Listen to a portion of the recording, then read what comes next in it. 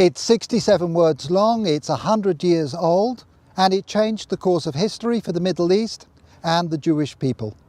The Balfour Declaration, the expression of the British government's support for a Jewish home in Palestine, was sent by British Foreign Secretary Arthur Balfour to the second Lord Rothschild.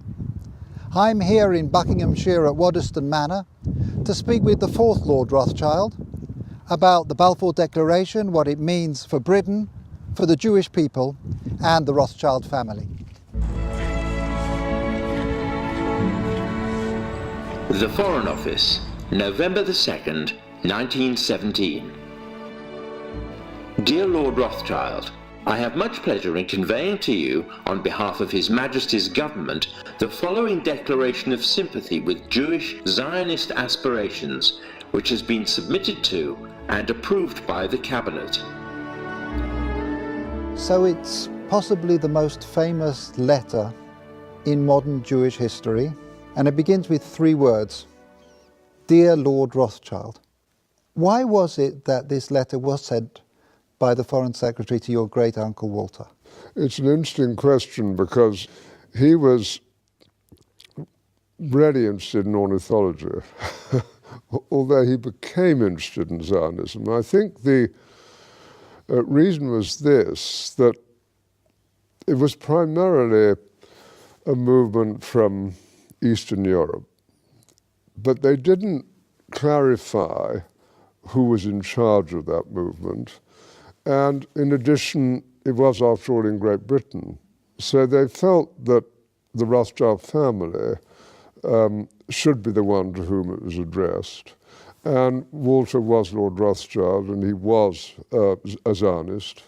And those really are the background reasons.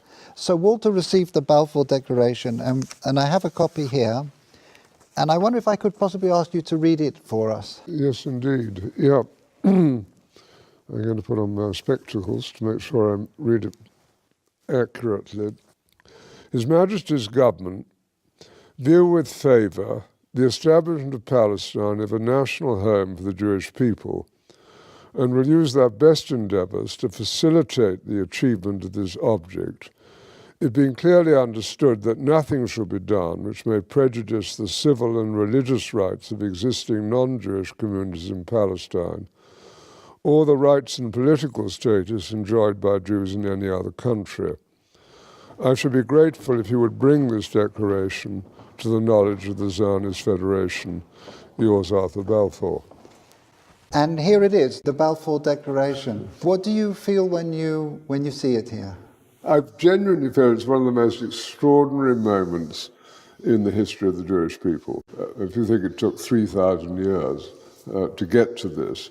And of course, the Rothschild family then as now filled two roles, because it wasn't just a leader of diaspora Jewry, it also played a very significant role in the early years of the establishment of the pioneer communities in Israel as well. I just want to revisit for a moment your cousin Dorothy, who you mentioned, who at an extraordinarily young age, still in her teens, played such a critical role as a go-between and a facilitator for Chaim Weizmann. Can you say a little bit about that? Well, she married my cousin Jimmy when she was 17.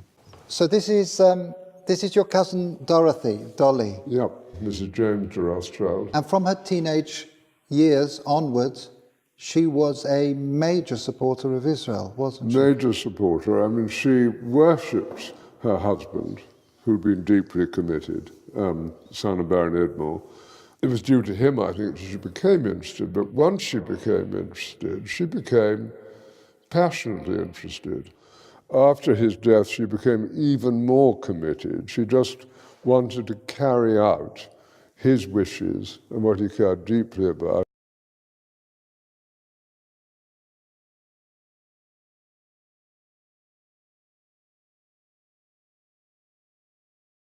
And you can read letters from her to Weizmann and from Weizmann to her when she was only 17. And what she did which was crucially important, was to connect up Weizmann with the British establishment. I think she also trained him in how to deal. She helped educate him how to and it's conduct extraordinary himself. at that age, but she did sort of tell Weizmann, how to kind of integrate, how to insert himself into British establishment life, which he learned very quickly.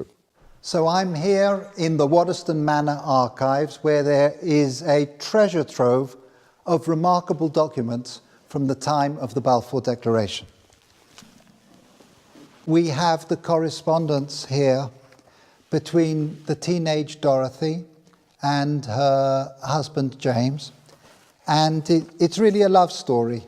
Here we have detailed letters describing her dealings with Zionist leaders, her advice and her suggestions regarding the conferences of the Zionist movement.